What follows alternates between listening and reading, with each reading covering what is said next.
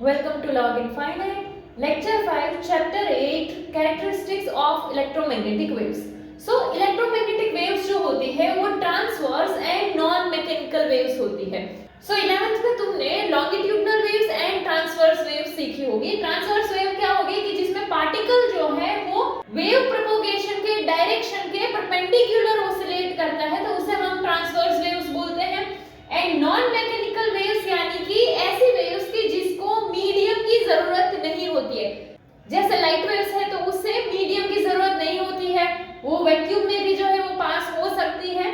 But अगर हम sound wave देखें तो साउंड वेव को मीडियम की जरूरत होती है.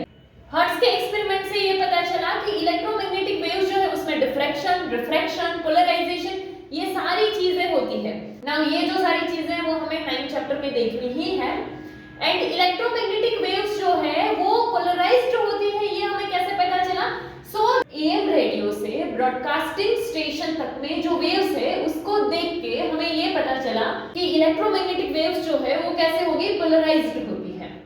एंड जो हमारे एएम रेडियोस है अगर वो टेलीस्कोपिक एंटेना है उसमें, तो ये टेलीस्कोपिक एंटेना जो वेव है उसके इलेक्ट्रिक पार्ट से रिस्पॉन्ड करते होंगे. अगर हमारे रेडियो में हॉरिजॉन्टल एंटेना है जो कि इनसाइड में प्रेजेंट होता है, सो अगर हॉरिजॉन्टल एंटेना प्रेजेंट है तो फिर वो वेव के मैग्नेटिक पार्ट से सेंसिटिव होता है. एंड वेव्स जो है, ये जो वेव्स है वो एनर्जी एंड मोमेंटम ट्रांसमिट करती है. जो भी हमारी इलेक्ट्रोमैग्नेटिक वेव्स है वो जैसे अगर ऐसे कोई भी सरफेस पर आती है तो उस सरफेस पे जब वो कोलाइड होती है तो एक सरफेस के ऊपर प्रेशर एक्सर्ट होता है कि जिसे हम बोलते हैं रेडिएशन प्रेशर.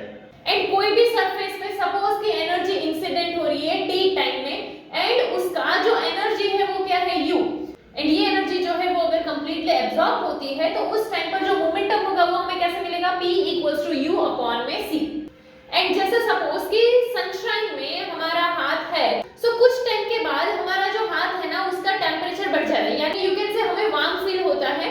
सो हम बोल सकते हैं कि वहां पर एनर्जी जो है वो एब्जॉर्ब हुई है, बट वहां हमें प्रेशर फील नहीं होता है क्योंकि मोमेंटम स्मॉल होता है.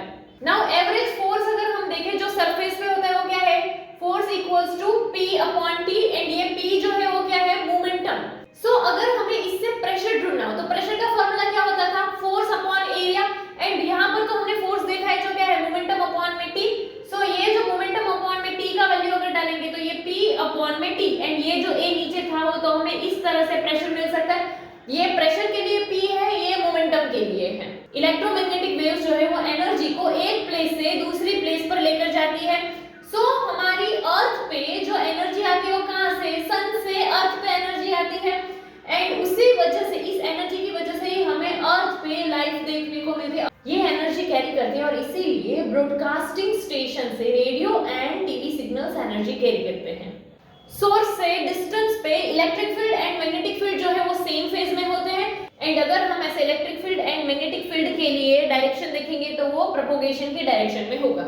एंड यहाँ पर जो हमने एक्सपेरिमेंट देखा था उसी में हर्ट्ज जो है उसने वेवलेंथ फाइंड की थी. एंड वेवलेंथ फाइंड करने के बाद उन्होंने इलेक्ट्रोमैग्नेटिक वेव्स का स्पीड फाइंड किया था जो कि लाइट की स्पीड से इक्वल था.